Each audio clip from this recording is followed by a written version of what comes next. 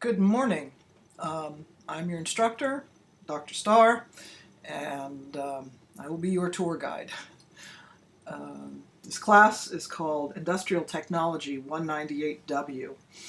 The W classes, by and large, are designed specifically to aid upper division students, people who are pretty close to graduation, within, say, 2-3 semesters or so. And the writing that you do for this class is supposed to do a number of things. Number one, it's supposed to accustom you to doing quite a lot of specific types of research in your own field. It's supposed to give you opportunities to do some good writing in your own field.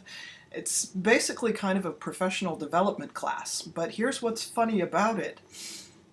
This class is offered by Industrial Technology, so I suppose you would expect that primarily the students who take it would be majors in Industrial Technology, but that's not what happens. We end up with a lot of different students in a lot of different fields. Usually it's because your own field doesn't have its own W class. If your own field has its own W class, you want to go there because you're likely to get the best support for your field there. But we know that a lot of people like to take the online class. It usually fits into people's schedules better.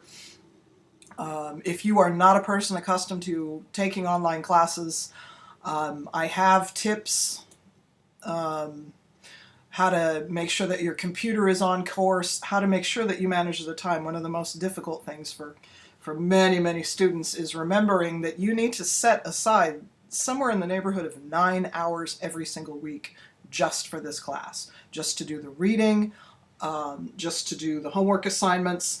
And I don't do busy work. You know, I designed the whole class so that every single assignment prepares you for the next one to come. Anyway, so let me hit a couple more points very quickly. Your textbook is right here. It's in VitalSource.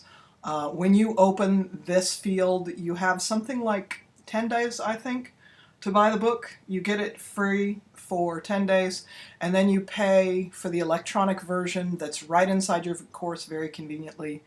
I think it's something like $28-30 for this online book. If you were to go anywhere else to buy this textbook, you would be spending at least $100 for it. So get a good deal here and have it right where you need it, right inside your class. So you can't be stolen, you can't be lost, and you don't have to worry because you're going to save a lot of money. So that'll be good. Okay, so I do a lot of little things here, like setting up things for you to read. The schedule will be here. I know the dates are wrong because I'm still fiddling with this. The modules are going to be broken up week by week, week 1, week 2, week 3. Some of this stuff won't be here when you open your assignment, and maybe new stuff will be added. But every week it'll be like this. But you, as a student, you will not be able to open all of these fields and do stuff at your leisure because that's not the point of the class. We can't have you just pretend like this is some kind of a MOOCs class or some kind of a correspondence class where you can finish everything all by yourself. No, in order to get college credit for a class like this, you are required to interact with your peers. That is an important element in the class. You cannot skip it. And the way that you'll be doing it is you'll get these little discussion assignments here and there. And when you open them, you will be given instructions, so you want to read the instructions carefully. They'll tell you what your homework is, what you need to post for the week, and they will also tell you that you have 48 hours to go back into this field and read what your partners have to say. So everybody's going to post their homework in a discussion field, and then you're going to reply to everybody else on the discussion.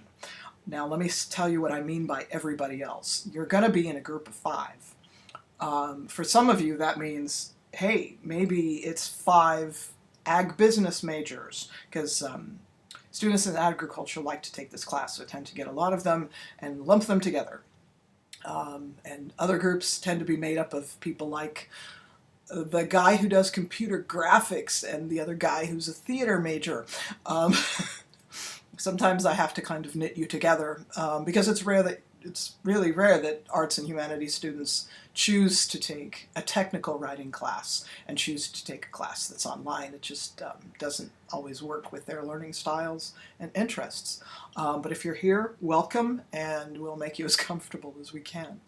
One more note I want to make is it's really, really important that you do some research, some preliminary research on what you can do with a bachelor's degree immediately, because all of your assignments are going to ask you to do writing as yourself in, say, 4 years.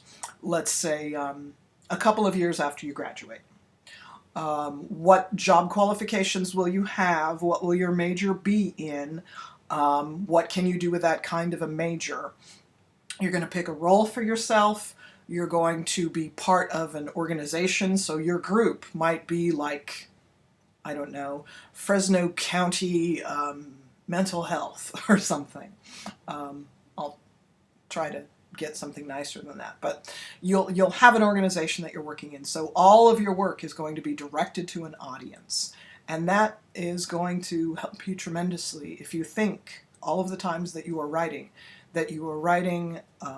technical writing, that you are doing it for people who are in your field, and you are to be specific and detailed, and you are to do research, and let that kind of be your guide so that you can explore writing in your own field. All right, take good care.